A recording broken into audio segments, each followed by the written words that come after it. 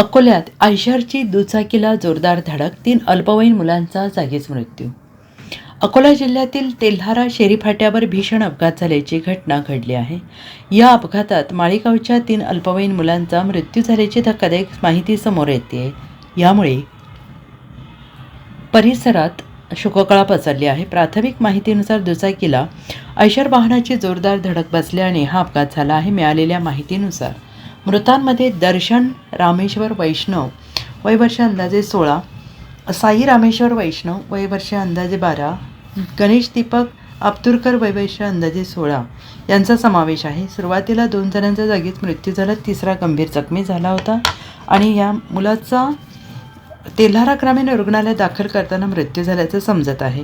दोघे सख्खे भाऊ असल्याची माहिती समोर येते आणि या घटनेनंतर संबंधित आयशर वाहन ताब्यात घेण्यात आलेलं असून पुढील कारवाईसाठी ते तेल्हारा पोलीस स्टेशन येथे आणण्यात आले. तिघांवरही तेल्हारा ग्रामीण रुग्णालय शवविच्छेदन करण्यात आलं असल्याची माहिती मिळते आहे.